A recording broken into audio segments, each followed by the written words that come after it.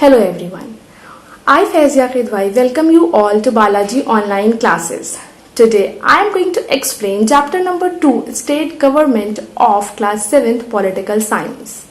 As we all know that our country India has adopted federal form of government in which power have been divided between the state level and the central level.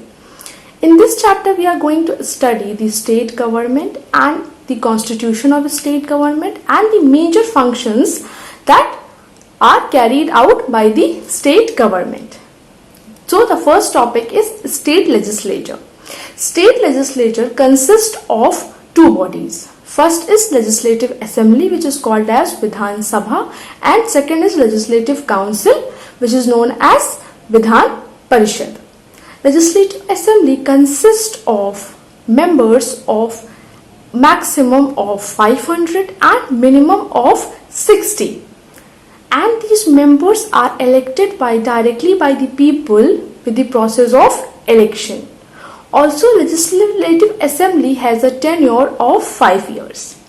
Then the members of legislative assembly elects their head, who is called as the speaker. The speaker presides over the meetings of the legislative assembly. The major functions that are performed by the speaker are: first is he presides over the meeting of the Vidhan Sabha. Vidhan Sabha की जो meetings होती हैं उन्हें ये head करता है. Second is he decides whether a bill is a money bill or an ordinary bill. जो भी बिल पास होते हैं उन बिल्स में ये डिसाइड करते हैं कि कौन सा बिल हमारा ऑर्डिनरी बिल है और कौन सा हमारा मनी बिल है. थर्ड इज नो बिल और resolution can be passed without his permission. कोई भी बिल पास नहीं होता है without the permission of the speaker. Then he maintains discipline in the house and also sees that the house is functioning according to the rules. Then Vidhan Sabha also has the right to make laws on the certain subjects that are mentioned on the state list. Then the second is the Legislative Council or Vidhan Parishad. Legislative Council consists of the 1/3 of the members of the Legislative Council. Means Legislative Council में जो members होते हैं, जो number of members होते हैं वो 1/3 होते हैं Legislative Assembly के. Also, Legislative Council is not an elected body. Then Legislative Council का जो process होता है members elect करने का वो different होता है. Like 1/3 of its members are elected by the members of Legislative Assembly. Then another 1/3 are elected by the local government bodies. उसके बाद जो रिमेनिंग बचते हैं 1/12 they are elected by the electorate which consists of basically the university graduates. उसके बाद जो remaining 1/6 बचते हैं they are nominated by the governor. तो ये जो प्रोसेस होता है ये सिलेक्शन का प्रोसेस होता है of the members of legislative council. Then Legislative Council also elects a chairman and a deputy chairman from themselves. जो members बनते हैं उन्हीं में से एक जो होता है वो उसका chairman और deputy chairman बन जाता है. Basically deputy chairman is the head of the Legislative Council and in his absence those functions are performed by the deputy chairman. Then the functions of the legislature. अब legislature के functions क्या होते हैं? The most important function of a state legislature is to maintain laws on 66 subjects and 44 subjects which are mentioned on the state list and concurrent list respectively. Also, legislature controls the government. How? The chief minister remains in the power as long as he enjoys majority in the legislative assembly. जो government होती है उसको भी state legislature एक तरह से control करता है. जैसे कि जो चीफ मिनिस्टर है वो तब तक पावर में रहता है जब तक उसे मेजॉरिटी का सपोर्ट रहता है विधान सभा में. Then the limitations on the power of state legislature. अब लिमिटेशंस क्या होती है? लिमिटेशन ये होती है कि कुछ ऐसे बिल होते हैं जिनका जो पर्टिकुलर सब्जेक्ट्स के जो स्टेट लेजिस्लेचर पास नहीं कर सकता है without the approval of the president. President का अप्रूवल जरूरी होता है to pass such bills. Then comes the topic the relationship between legislative assembly and legislative council. Legislative assembly और council के बीच में क्या relations होते हैं? जैसे कि जो legislative assembly होती है that is something that is essential, वो एक essential body होती है state legislature की. But जो हमारी legislative council होती है वो एक optional body होती है. इससे ये क्लियर हो जाता है कि जो पावर्स हैं, सबसे ज्यादा पावर्स जो हैं वो लेजिस्लेटिव असेंबली के ही हाथ में है. लाइक फॉर एग्जाम्पल जो मनी बिल्स होते हैं basically they are introduced only in the legislative assembly और legislative council only has the right to pass the bill within 14 days और the bill will be considered to be passed. Legislative councils के पास सिर्फ 14 days होते हैं वो उस particular bill को पास करने के लिए. इन केस अगर वो बिल नहीं पास करता है तो वो बिल कंसिडर कर लिया जाएगा ऑटोमेटिकली कि वो पास हो गया है. ऑल्सो जो ऑर्डिनरी बिल्स होते हैं उनमें भी जो लेजिस्लेटिव काउंसिल का कोई बहुत ज्यादा इंपॉर्टेंट रोल नहीं होता है. Then comes the topic how bills become law.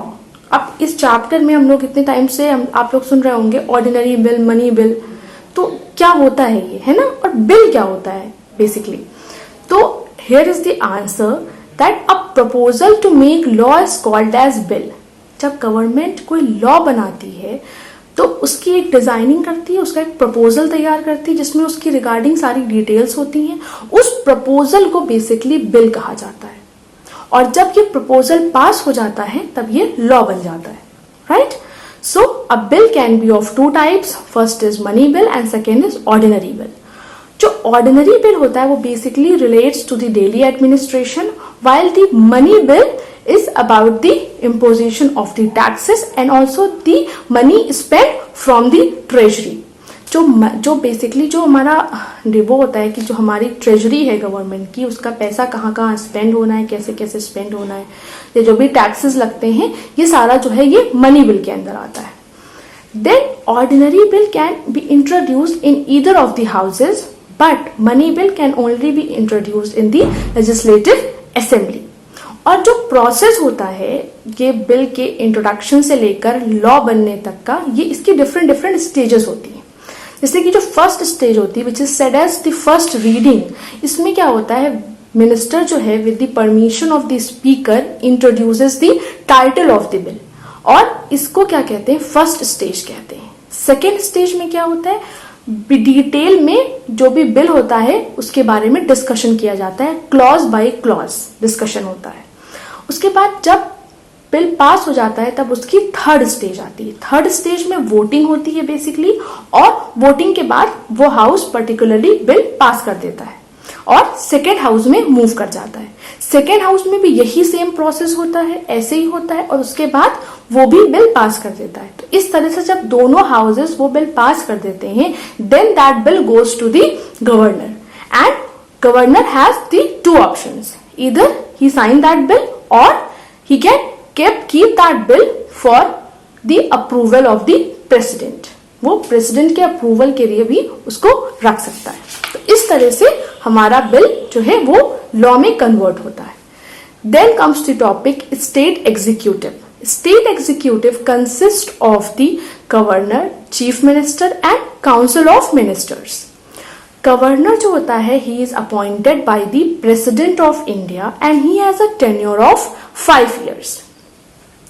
और गवर्नर बनने के लिए उसे इंडिया का सिटीजन होना चाहिए और उसकी एज जो होनी चाहिए वो 35 years एटलीस्ट होनी चाहिए. एंड ऑल्सो अगर वो मेंबर है लेजिस्लेचर का तो after becoming the governor he has to resign from his post. Then we will discuss about the powers and functions of the governor. जो पहला पावर होता है that is category is the executive powers. Executive powers मतलब constitutional head होता है state का governor और जो भी एडमिनिस्ट्रेशन होता है वो इसी के नाम से कैरी किया जाता है.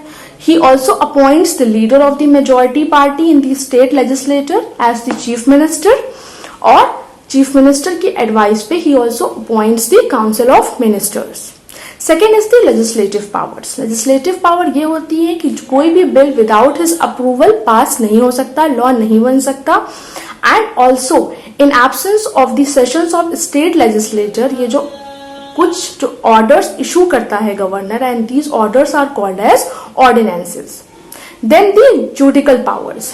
जो हमारे जुडिकल पावर्स होते हैं वो क्या होते हैं कि जैसे मर्सी पिटीशन होता है, अपील्स होती हैं कॉन्विक्ट्स की, वो प्रेजेंट की जाती हैं गवर्नर के सामने, and governor has the right to grant pardon, suspect और commute the punishment. Then the discretionary powers. Discretionary powers क्या होते हैं कि कभी कभी ऐसी सिचुएशन आती है जब गवर्नर और काउंसिल ऑफ मिनिस्टर्स आपस में अग्री नहीं करते हैं.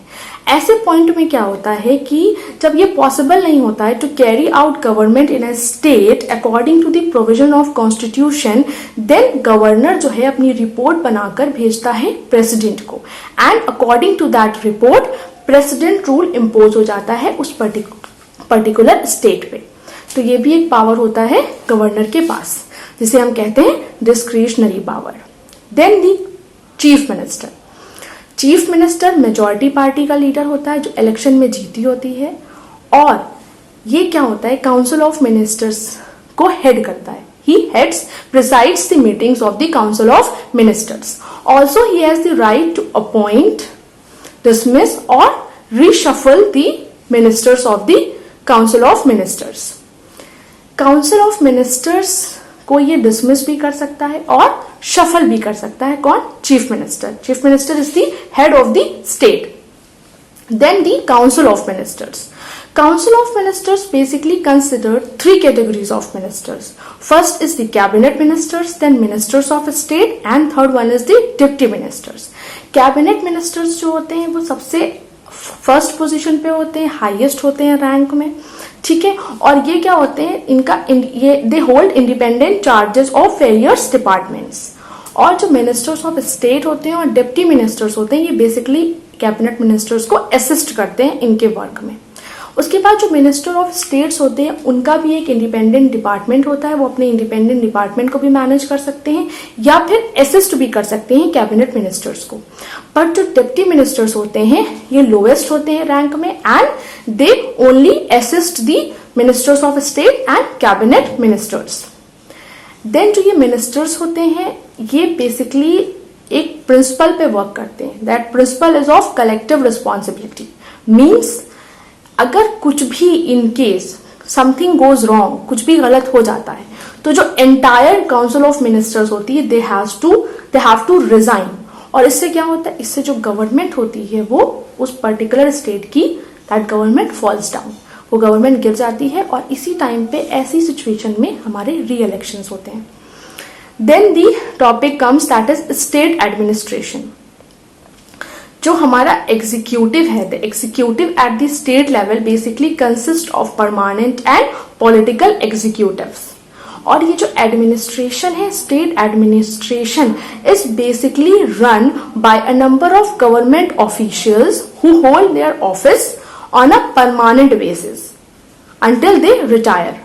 जो हमारा स्टेट का एडमिनिस्ट्रेशन है वो बेसिकली मैनेज होता है कुछ गवर्नमेंट ऑफिशियल से, जिनका जो अपॉइंटमेंट होता है वो परमानेंट होता है. मींस उनका एक है कि आप इतने से इतने ईयर्स तक यहाँ के लिए हो, एंड जब तक उनका रिटायरमेंट नहीं होगा तब तक वो काम करते रहते हैं. तो ये जो बेसिकली जो ये गवर्नमेंट ऑफिशियल्स होते हैं इन्हें हम ब्यूरोक्रेट्स कहते हैं. And these civil servants are the backbone of the administration. ये बेसिकली बैकबोन होते हैं एडमिनिस्ट्रेशन के. They manage different affairs of different departments in a state. And इनका जो bureaucratic head of the minister is called as secretary. ये जितने भी bureaucrats होते हैं इनका एक हेड होता है, and that head is called as secretary. And he is appointed by the his selection and appointment is done by the Union Public Service Commission. और ये जो सेक्रेटरी होता है he also acts as an adviser to the minister in certain matters. जो हमारे minister होते हैं उनका एडवाइजरी का भी काम करते हैं ये हमारे सेक्रेटरी कुछ सर्टेन मैटर्स पे. और ये जो ऑफिस होता है सेक्रेटरीज का इसे हम कहते हैं सेक्रेटेरिएट. ऑल्सो जो एक चीफ सेक्रेटरी होता है who is the head of the secretaries. The देखो, फर्स्ट ऑफ ऑल हमारे जो हमारे गवर्नमेंट ऑफिशियल्स हैं, जो हमारे सिविल सर्वेंट्स हैं, जिनको हम ब्यूरोक्रेट्स कहते हैं, ब्यूरोक्रेट्स का जो हेड होता है दैट इज सेक्रेटरी, और फिर जितने सेक्रेटरीज होते हैं उनका एक हेड होता है वो इज द चीफ सेक्रेटरी, जिसे हम चीफ सेक्रेटरी बोलते हैं। और ये जो सेक्रेटरीज का जो ऑफिस होता है इसे हम कहते हैं सेक्रेटेरिएट। और ये जो पूरा सिस्टम है कि मिनिस्टर्स आए, फिर सेक्रेटरी आए, फिर चीफ सेक्रेटरी, जो ये पूरा पैटर्न है, जो हायरार्किकल सिस्टम है एक, इस सिस्टम को हम कहते हैं ब्यूरोक्रेसी। एंड जो ब्यूरोक्रेट्स होते हैं they are also called as public servants. Why? Because they work for the welfare of the people. So yes, your chapter ends here. Please, everyone, please read this chapter properly. There are many important facts, many important points that you all should learn. So please do that in this quarantine time. Also, you can get your notes through School Mitra app. Please download those PDFs and complete your work. Meanwhile, stay safe and stay healthy. Thank you.